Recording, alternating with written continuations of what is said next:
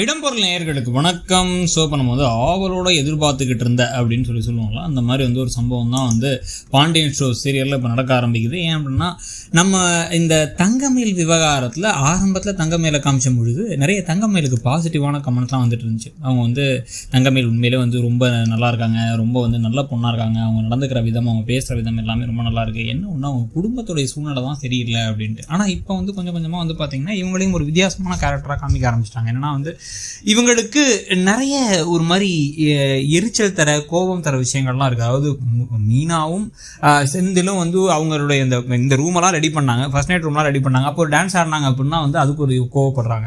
இன்னொரு பக்கம் ராஜிக்கிட்ட போய் என்ன வார்த்தை சொல்கிறாங்க அப்படின்னா வேணும்னே ஏன் நீ ஓடி வந்தாலும் கல்யாணம் பண்ண, உனக்கு இதெல்லாம் பண்ணல, ஆனால் உனக்கு ஒரு மாதிரி வருத்தமாக இல்லை, உனக்கு ஒரு மாதிரி எப்படி சிரிச்சுக்கிட்டு இருக்க நீ அப்படின்னு கேட்குறாங்க.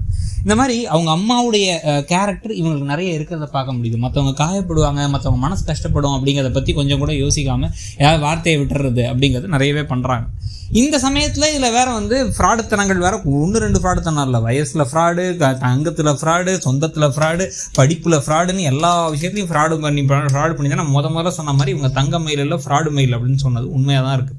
அதனால தான் நாளைக்கு எபிசோடில், நாளைக்கு இப்போ பாண்டியன் ஷோஸ் நல்லா போகுது, ஒரு பாசிட்டிவான கமெண்ட்ஸ் வருதுங்கிறதுனால நாளைக்கு 2 மணி நேரம் ஸ்பெஷல் எபிசோட் போடுறாங்க. இந்த ஸ்பெஷல் எபிசோடில் பார்த்தீங்கன்னா முக்கியமான விஷயமா இருக்க போகிறது என்னென்னா, குழலி இந்த நகையெல்லாம் போட்டு எதுக்கு நீ விருந்துக்கு போகிற அப்படின்னா, இவங்களுடைய மாஸ்டர் பிளானே அதுதான். அந்த நகையை போய் நான் லாக்கரில் வச்சாச்சு, எங்கள் அம்மா லாக்கரில் வச்சுட்டாங்க, வேணுங்க போது எடுத்துப்பாங்க, ஏதாவது ஃபங்க்ஷன் இருந்தால் அடுத்து எடுத்துக்கலாம் அப்படிங்கிற மாதிரி ஏதாச்சும் பேசி சமாளிக்கலான்னு அவங்க நினச்சிக்கிட்டு இருந்த பொழுதே, அவ்வளோ நகையெல்லாம் போட்டு போக தேவையில்ல, குடுயன்ட்ட அப்படின்னு இவங்க வாங்கி வைக்கிறாங்க. ஆனால் இவங்க வாங்கி வைக்கும் பொழுதே குழலிக்கு கண்டிப்பாக ஒரு டவுட் வரதுக்கான வாய்ப்புகள் உண்டுன்னு நமக்கு தோணுது.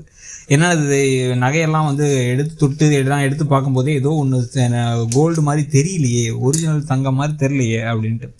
இந்த சமயத்தில் இங்கே வேற இங்கே அந்த கடன்காரங்கெல்லாம் கடனை கொடுன்னு போட்டு சரவணனையும் போட்டு சரவணன் இருக்கும்போதே இந்த பாக்கியத்தையும் மாணிக்கத்தையும் கேள்வி கேட்க, அதுக்கப்புறம் சரவணன் கல்யாண செலவு வாங்கின கடன் தானே, அப்போ அந்த நகையை வச்சு இது பண்ணிவிடுங்க, நகையை நாங்கள் எங்கள் வீட்டில் யாரும் கேட்கவே இல்லை, நீங்கள் தான் அவ்வளோ அதிகமாக போட்டிங்க, அந்த நகையை வச்சுருங்க, அடகு வச்சுருங்க, பீரோவில் தான் இருக்குது வீட்டில், நான் எங்கள் அக்காவை எடுத்துற சொல்கிறேன், எங்கள் அக்காவை இது பண்ண சொல்கிறேன் அப்படிங்கிற மாதிரி ஏதாவது பேசினா இப்போ தான் பெரிய பூகம்பமே வெடிக்க வாய்ப்பு இருக்குது. இது எல்லாமே தங்க நகைகளில் எல்லாமே கவரிங் அப்படிங்கிறத கண்டுபிடிச்சி குழலி எல்லாரும் முன்னாடியும் போட்டு உடைச்சாங்க அப்படின்னா தங்கமயில் விருந்துக்கு வந்ததோடு சேர்த்து அந்த வீட்டிலே இருந்துக்க வேண்டியதான். ஏன்னா நகை வேணும்னு நாங்கள் யாரும் ஆசைப்படல, ஆனால் நீங்களே போடுறேன்னு சொல்லிட்டு போலி நகையை போடுறதுங்கிறது உங்கள் குடும்பமே ஃப்ராடாக இருக்கீங்கிறத காட்டுது.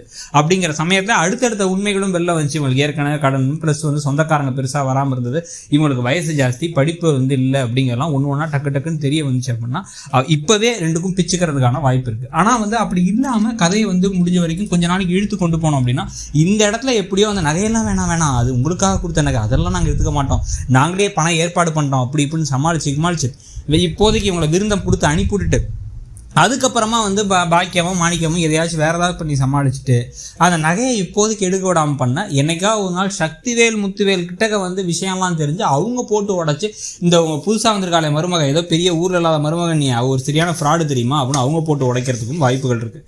ஸோ இப்போ கதை போகிறத பற்றி நீங்கள் என்ன நினைக்கிறீங்க? தங்கமயிலுடைய கதாபாத்திரத்தை பற்றி உங்களுடைய கருத்து என்னங்கிறத சொல்லுங்கள். இந்த சீரியல் எப்படி போகுதுன்னு நினைக்கிறீங்கிறதையும் சொல்லுங்கள். தேங்க்யூ. இடம்பொருள் நேயர்களுக்கு வணக்கம். ஸோ இப்போ நம்ம ஆவலோட எதிர்பார்த்துக்கிட்டு